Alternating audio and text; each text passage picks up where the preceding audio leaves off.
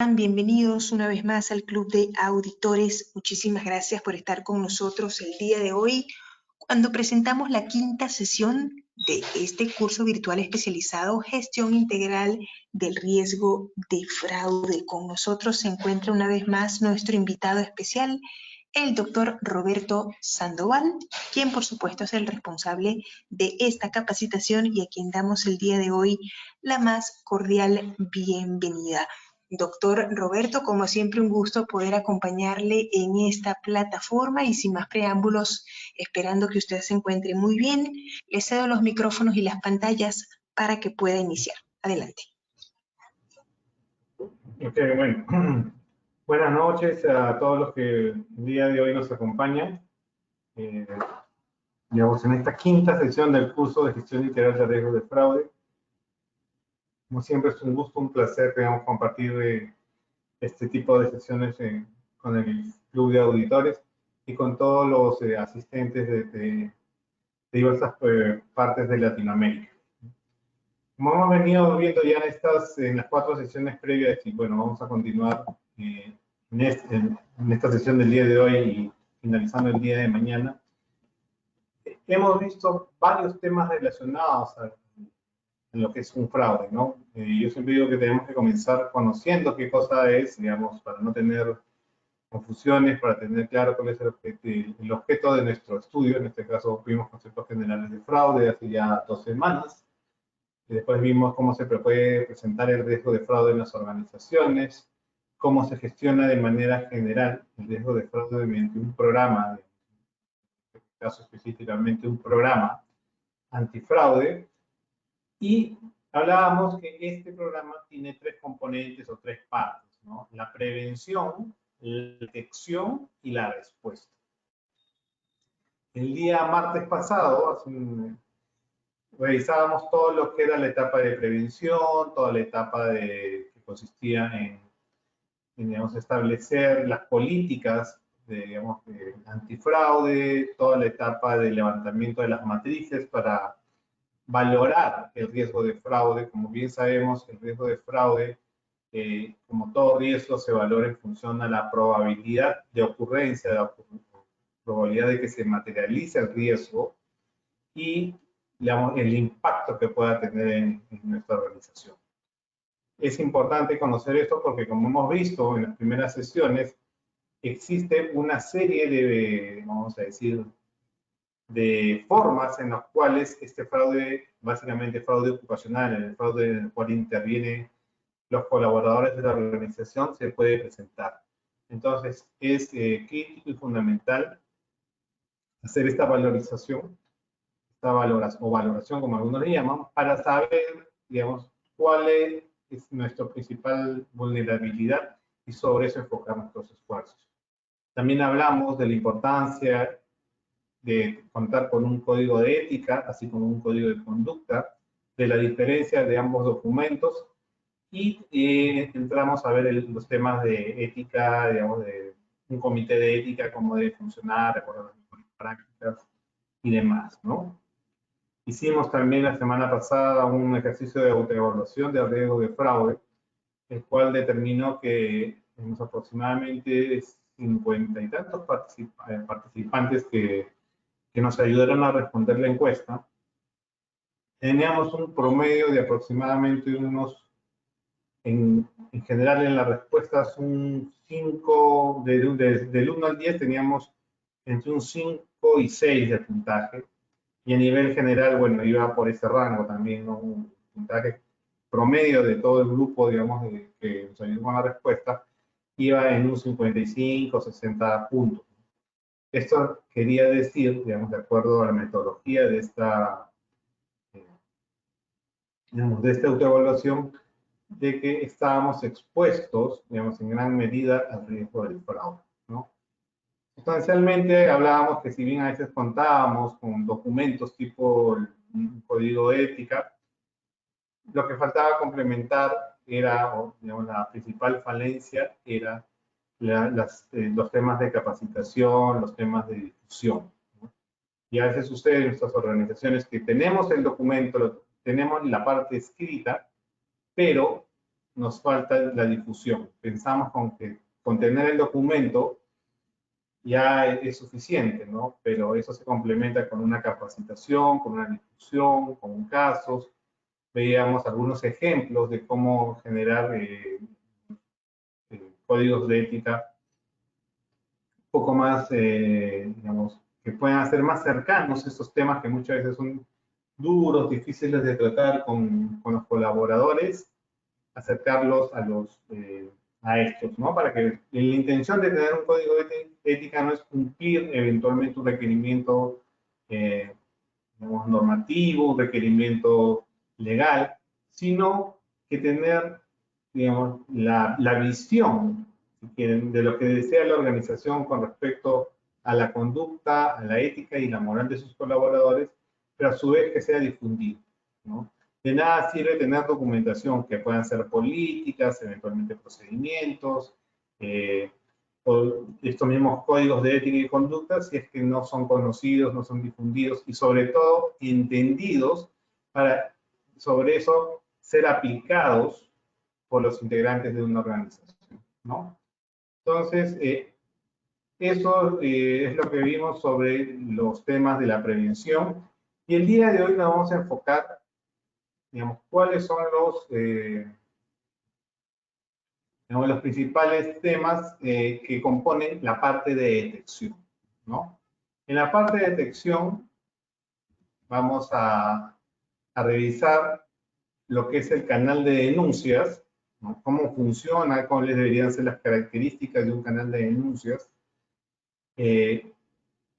cuál es la importancia de contar con un procedimiento para la gestión de denuncias, cuáles son las características, las mejores prácticas que nos dicen, el por qué, digamos, es un complemento del canal de denuncias, ¿no? A veces tenemos un canal de denuncias, pero, ok, no funciona, no tiene mucha vida, ¿no? Algunos son los principales controles operativos que podemos implementar o debemos tener en cuenta por los principales procesos de negocio en función de lo que vimos algunas sesiones atrás. Vamos a tratar de explicar cómo se aplica algunos de estos en cada uno de estos procesos y vamos a puntualizar los controles para gestionar el riesgo de fraude en el proceso de compras o adquisiciones. ¿Por qué? Porque como ya en su momento comentábamos, el proceso de compras y adquisiciones es quizás el de mayor riesgo dentro de una gestión de riesgo de fraude. ¿Por qué? Porque es por donde digamos, los terceros tienen un mayor contacto con digamos, los integrantes de la organización y es por donde, vamos a llamarlo así, oficialmente sale dinero de la organización. Por tanto, el riesgo de fraude, digamos, como modalidades de colusión, ¿no? Digamos, entre personal propio de la organización y terceros, se incrementa. Y finalmente, vamos a revisar alguna casuística de algunos canales de denuncias, así de que algunos ejemplos basados en la vida real sobre cómo se pueden gestionar estas denuncias. ¿Ok?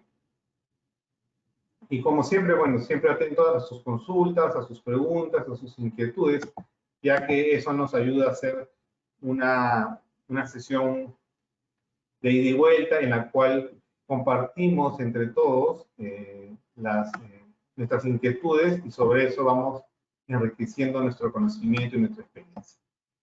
¿Ok? Bueno,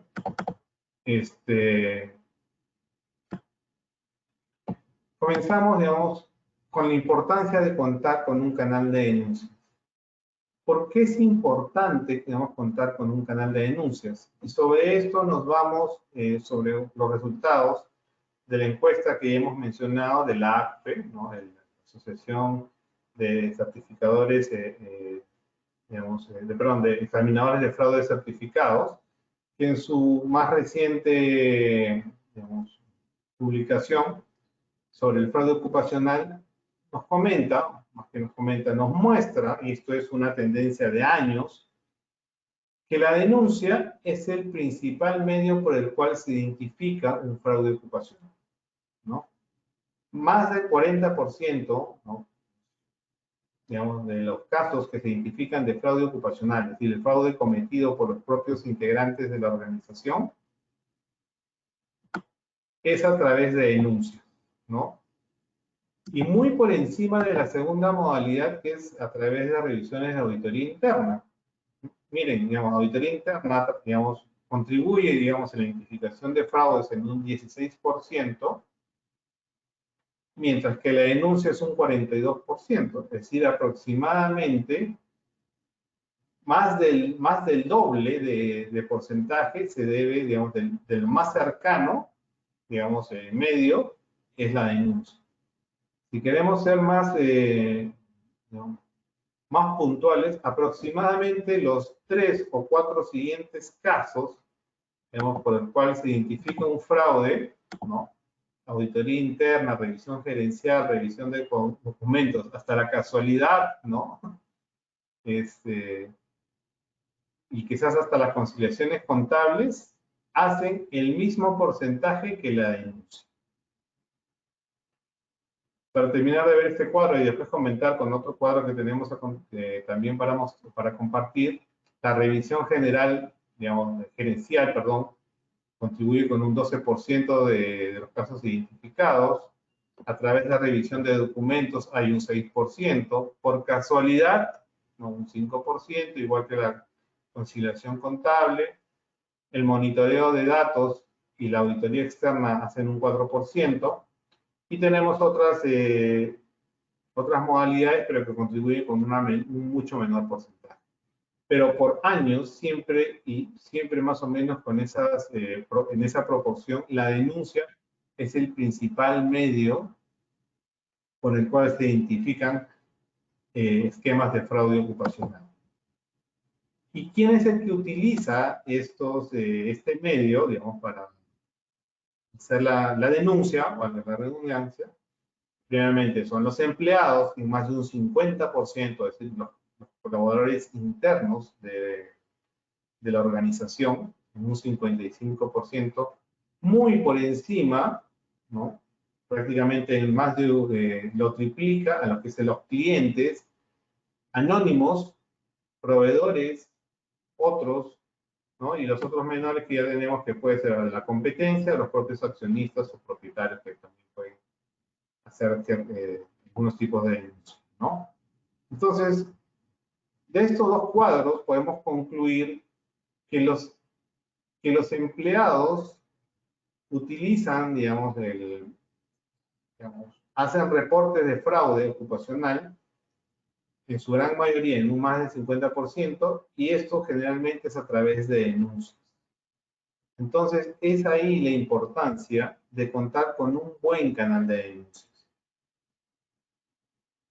Porque para una persona denunciar, y sobre todo en Latinoamérica, ¿no?, debe sentir confianza, debe sentir tranquilidad, en el sentido de que su denuncia, digamos, primeramente va a ser tratada de manera confidencial, ya que en Latinoamérica todavía es muy fuerte el porcentaje de denuncias, digamos, de manera confidencial.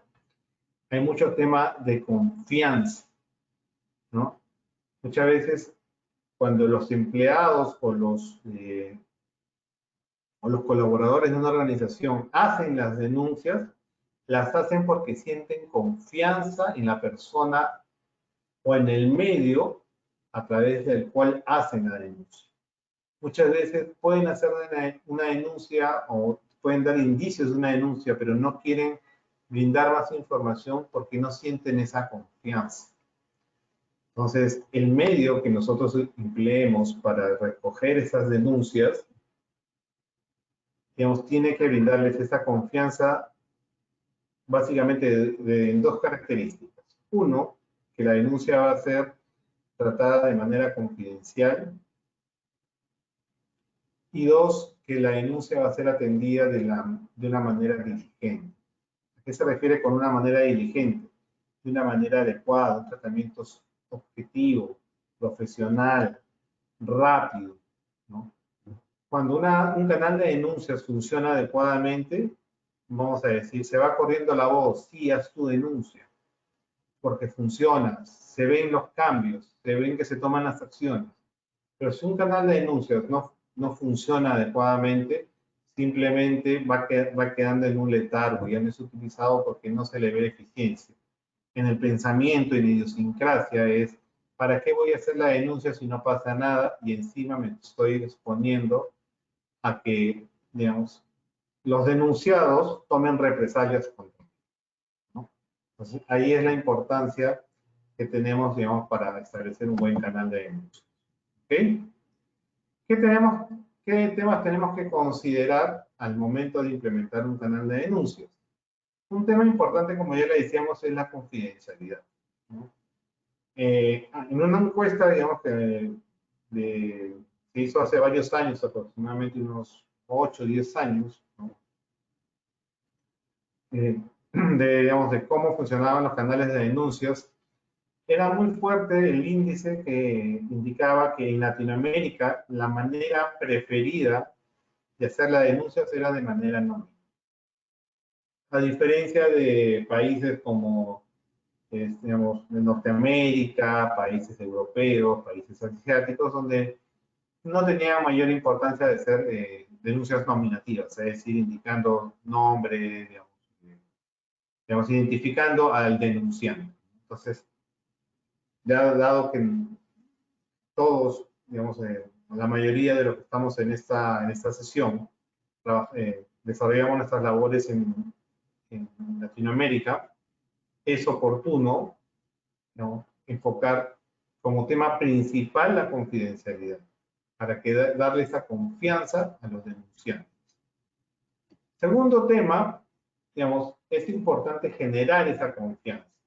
Yo les decía hace un momento que esa confianza no solo es a través de la confidencialidad, sino que la denuncia, digamos, va a ser atendida de una manera digamos, rápida, diligente, objetiva, ¿no? Obviamente de manera confidencial. Eso genera confianza en los denunciantes. Pero si yo tengo un canal de denuncias donde se filtra los denunciantes, se filtra quiénes son, se filtra quiénes son las labores que se están haciendo, eso afecta contra la eficacia, digamos, de este medio, ¿no? Bueno, dentro de esa confidencialidad está el anonimato del denunciante. Muchos denunciantes lo que buscan es este anonimato, que nunca se sepa quién fue, ¿no? Porque es una manera de sentirse seguro. Hay mucha preocupación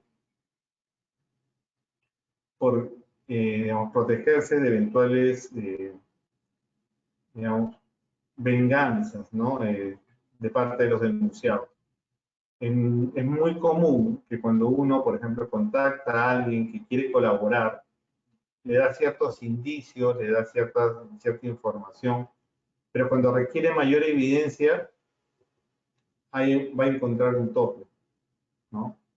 Porque tienen temor a las represalias de los denunciados.